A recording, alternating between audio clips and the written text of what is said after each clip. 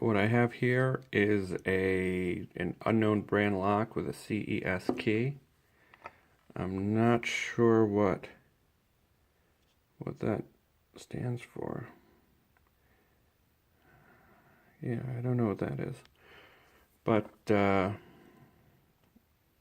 pretty cool how the top comes to a point like that, the top of the keyway.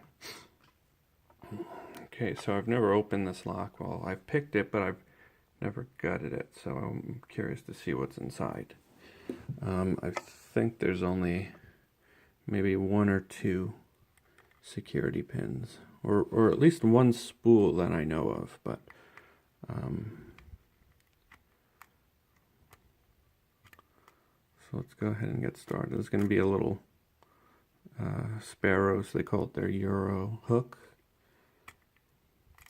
This is a little pointy hook for a pointy lock. Perfect. But I think I have to switch to a bigger hook to set the spool pin. There's a spool pin in the back. And this isn't long enough to set it.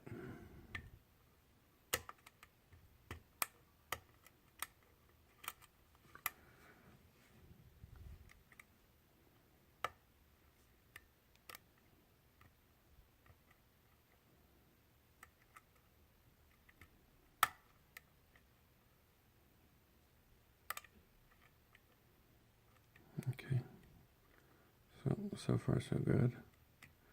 Sometimes it's hard to get underneath the pins towards the back.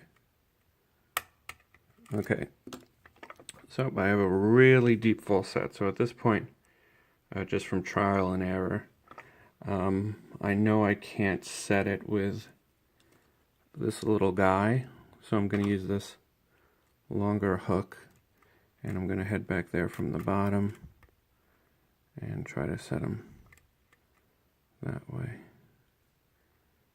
Still pretty difficult to maneuver in there properly.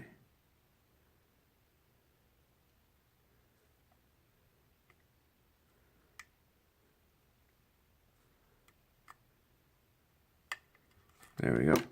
All right. Very cool. And so what I'm going to do is I have my rotary tool over here.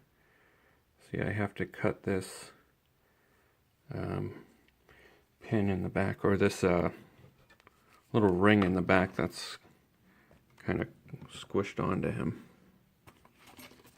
Okay. So we'll do that now. I'm going to relock it and cut the bottom. It's going to get loud.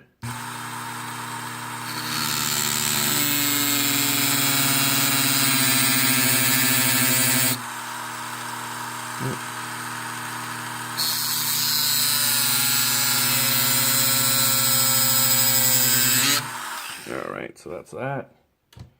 Sorry about the noise. And kind of unprepared here. Alright.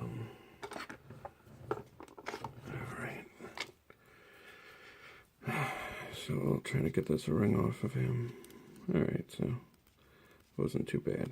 And I can use that afterwards to keep the lock on, or keep the cylinder in there. I do have little C clips I can put on there. Okay. Alright, so that'll work. Where's my key? Ooh. Okay. So I'm pretty sure that the last guy is going to be some kind of mushroom or spool. But I want to see what the other pins are like. I think they're just standard, but I'm not sure. Maybe the key pins are funky looking. That'd be cool. Alright, I'm having a problem fitting through here. It's kind of a weird size. I think this is a little too big. Oh, shoot.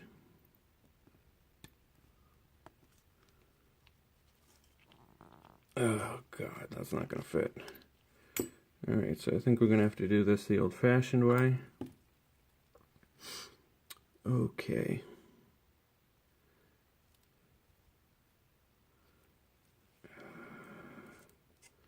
Okay, we'll just do it like this.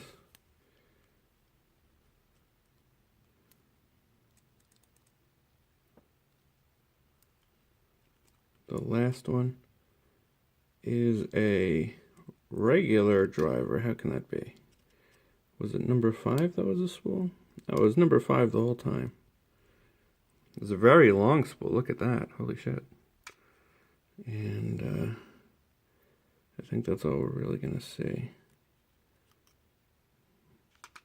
Just standard drivers. Ooh, another spool. I got to see how that fits in with the key pin that it's on top of. And then a regular one. Okay.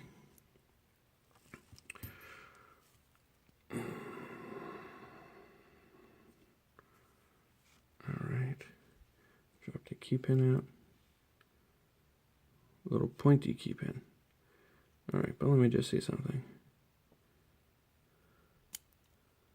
If I can pull this key out. Yeah, I'm not sure, maybe it was just sticking, but it didn't really do anything to the difficulty in picking the lock. Okay, and then the key pins I'm thinking are going to be normal. Not that it really matters. The key pins don't really play a large part. Okay, well actually I did that upside down, but you get the drift. Let me fix this up and take a look. I'll show you what we got. Those are really big spools. Wow, really long. Okay. So what we have is regular key pins, regular drivers, except for drivers 2 and 4 are very long. Let me see if I have a regular, like a Schlage driver to compare it to. Okay, so, yes. So this is a regular Schlage. Let me see. Yeah, is that right? Yeah, okay, so these are like regular Schlage drivers. Not made by Schlage, these are by Lab, but these are like regular sized spool drivers. And this is the driver that came inside this thing. Wow, that's very awesome, very long. I've never seen, well, I've seen very few spools like that. Awesome.